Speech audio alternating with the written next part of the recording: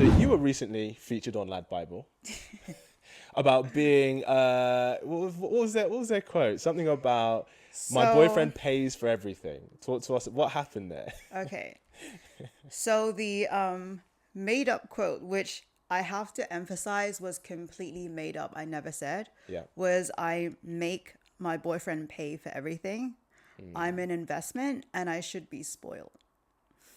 So that's the quote that they decided to make up. And the backstory was I post TikTok dating content and I had a video go viral about what I bring to the relationship versus what my boyfriend brings to the relationship. Right.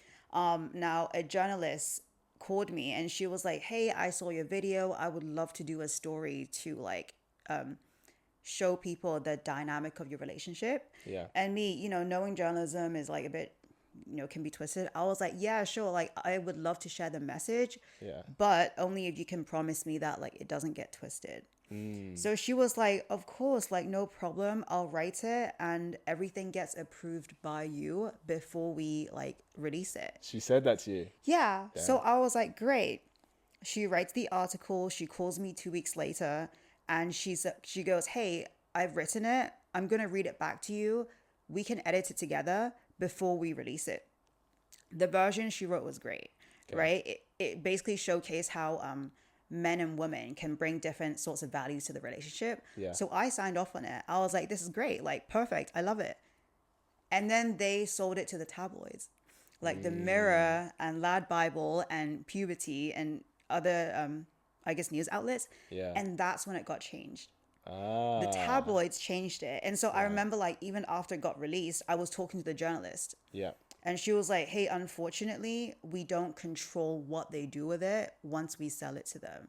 Right. Okay. So they put their own spin to get clicks. Exactly. So is it true? Does your boyfriend pay for everything? So no and yes. It depends on what you say by everything. Okay. So he pays all of our rent. Yeah.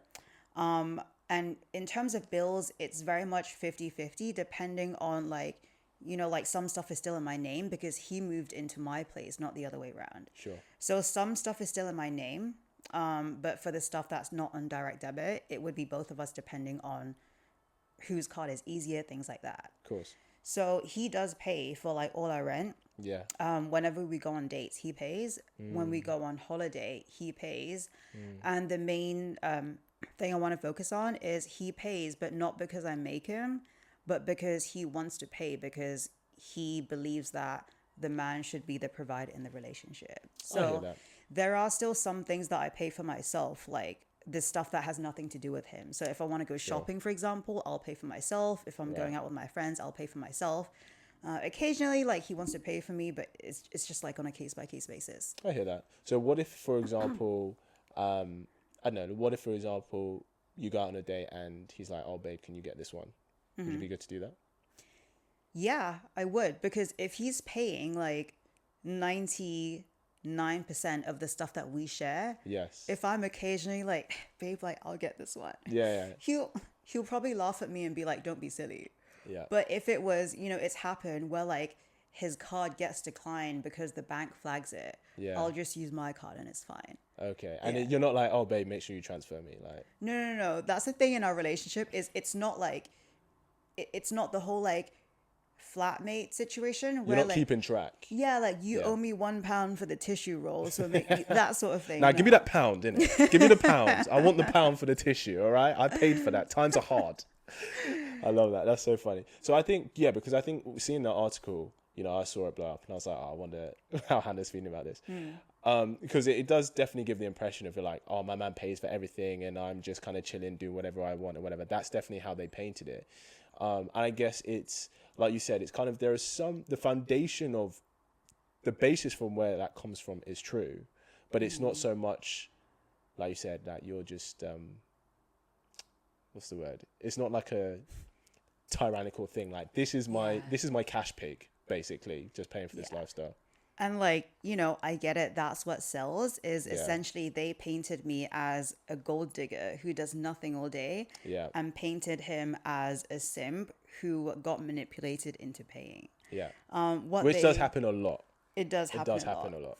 And what they conveniently left out was the fact that I made like 4 times more money than my boyfriend when we first started dating. Yeah. Right. And I also still make my own money. Yeah. And that's the sad thing about the media now is there are a lot of people who are single and unhappy because the media tries to portray a happy relationship as a joke.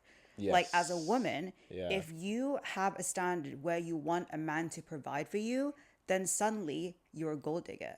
Whereas as a man, if you have that mindset where you want to be the provider, Yeah. then suddenly it's toxic masculinity. Yes. And that's why I think so many people nowadays are finding it harder and harder to date because women have been encouraged to step more into the masculine and men have been encouraged to be more feminine. Yeah, no, I agree. I think on the thing, what I would say is I don't think it's that if men want to provide that makes them toxic. I would say that I think, and you can if you're happy to share this with your own relationship. I think for a lot of guys nowadays, because of we have equality and it's arguably it's harder to be a quote unquote high value man because now women work and stuff, which is great, but there's more boxes to tick. You have to succeed higher. So it's kind of like, okay, well, if I'm a guy in today's age and I'm paying for everything, best believe I have final say on everything. And I think that's an attitude that a lot of guys who, if they want to be the provider of everything, they're like, well, I have to have the final say on everything. Does that work in your relationship or no? Yes and no. It depends what you mean by final say. Like we definitely make a decision as a team, but ultimately I respect him to trust his decisions. Yes. So for example, I never go clubbing or like very, very rarely go drinking. If I do, it's because I want to support my single girls and finding a man or whatever, but I tend to not drink too much alcohol.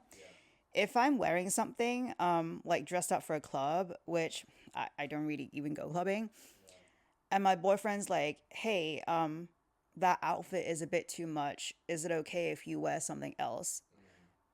I would respect his decision. Like, I wouldn't just off the bat be like, no, this is misogyny. Like, you can't control what I wear. I would be like, hey, like, I understand, but I also want to know where you're coming from. Right. And then we can find a solution together. So even if we don't necessarily agree eye to eye, I still trust his decision. And at the same time, he makes decisions based on what's best for both of us, not just for him. Pow.